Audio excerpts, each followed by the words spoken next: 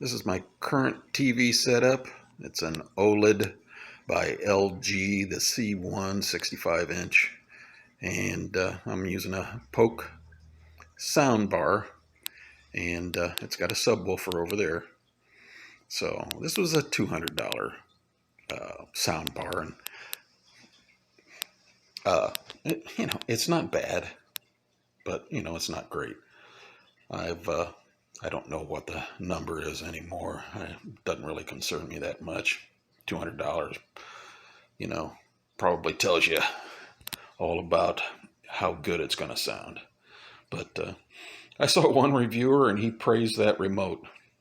I have never gotten a cheaper, flimsier feeling, poorly working remote with a piece of audio equipment, and that kind of surprised me for Polk, but at the price point, I guess it shouldn't have been surprising.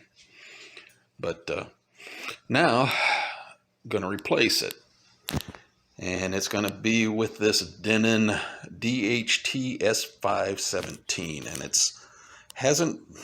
I think it's only been released for the last couple of days, and I ordered it. Actually, when I checked on Amazon and Best Buy, it was not listed in the morning. And by the time I got around to just checking it again, I checked one of them and they had it. That was Amazon. And I was just, well, wait a minute, that wasn't there this morning. So anyway, I checked Best Buy, and sure enough, they had it listed too. So it is now, looks like it's available. But at the time, the only real reviews I could find were from overseas, and thinking that this needs a review. Now, I'm not going to take you through the process of unboxing. Just unboxing videos are just, they're unboxing videos. I'm going to take it out, and I'm going to hook it up, and then I'll give you my opinion on how good it is. Well, there's the box that you will not see any styrofoam being pulled from or bags torn open. So, and no cheesy bumper music, because it's already out. And it's a nice looking unit. It looks well made. It looks better made than the Polk does.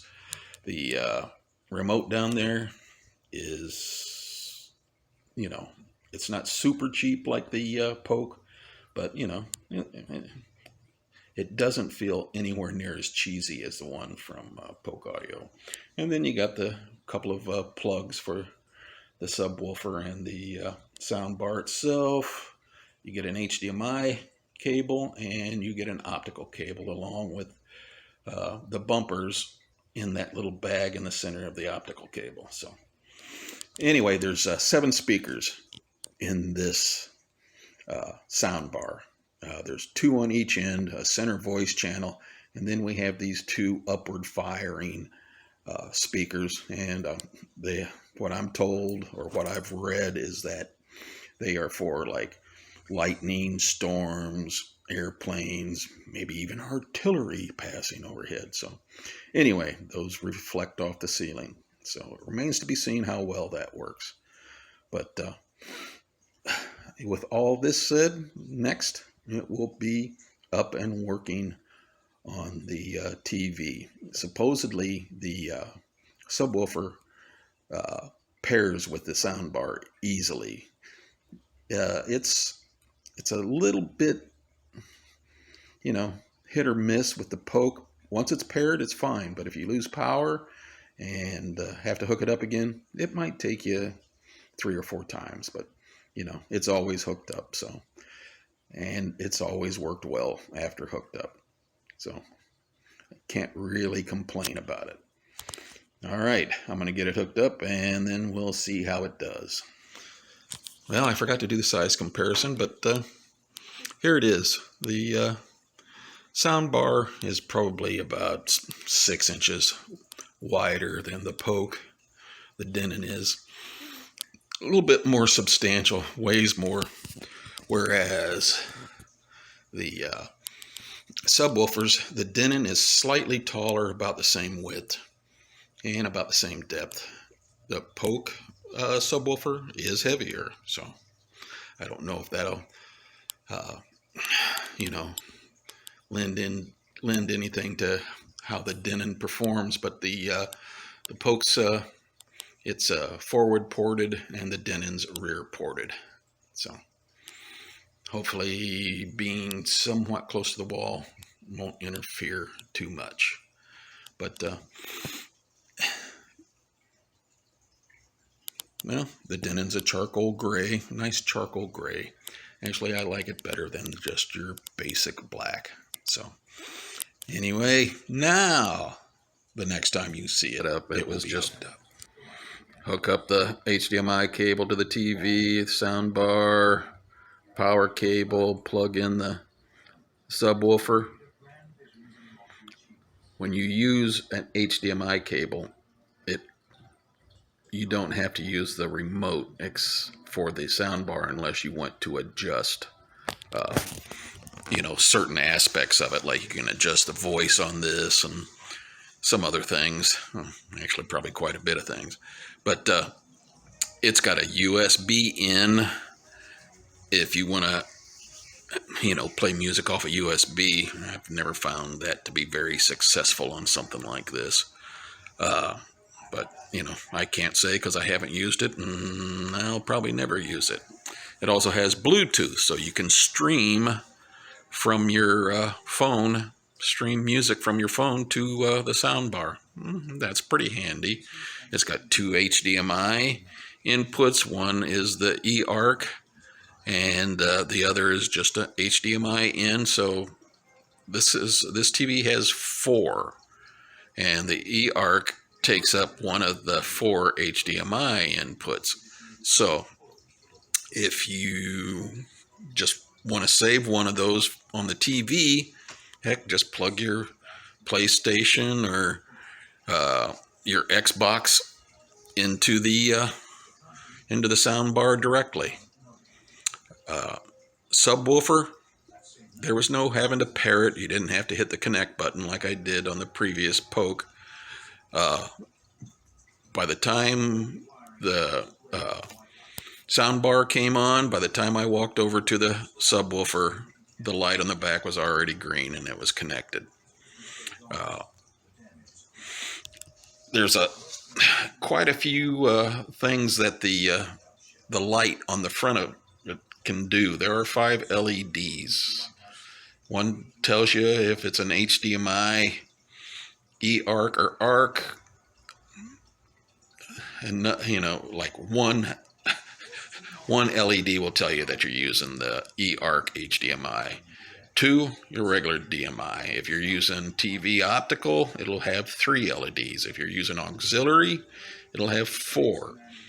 If you're using Bluetooth, one of the LEDs will be blue, the 4th one.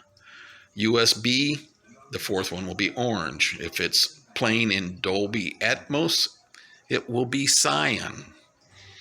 And if it's other than Atmos, it will be green. And an unsupported audio format will be red. So this is pretty versatile. It's easy to connect your phone. That's no problem. It's just, this thing is well done as far as Bluetooth goes.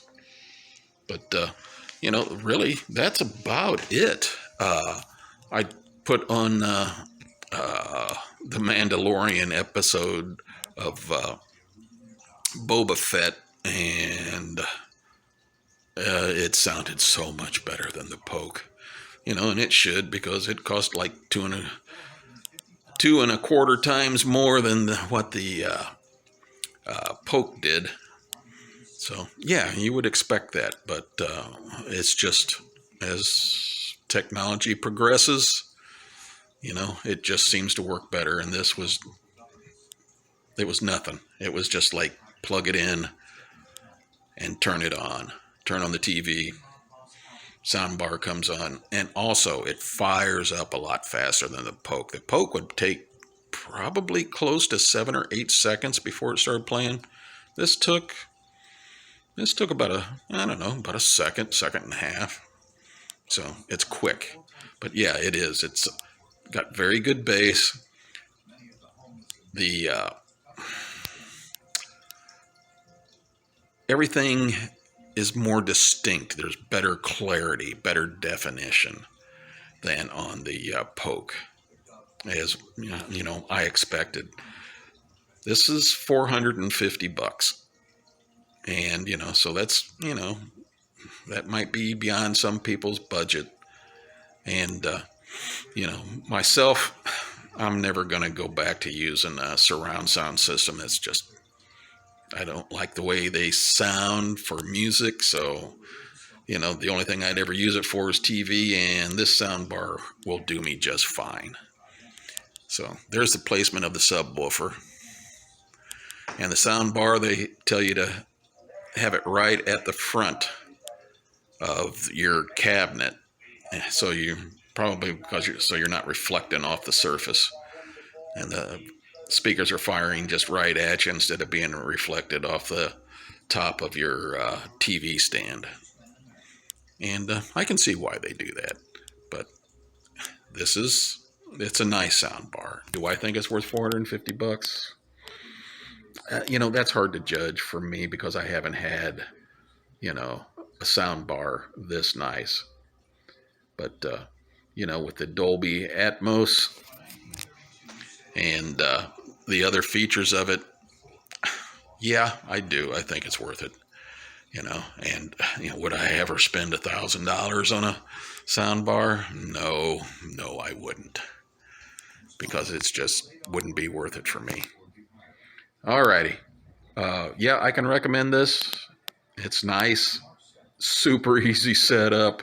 Like I said, just plug everything in, turn the TV on, and away you go. So it doesn't get much easier than that. Alrighty, thanks for watching.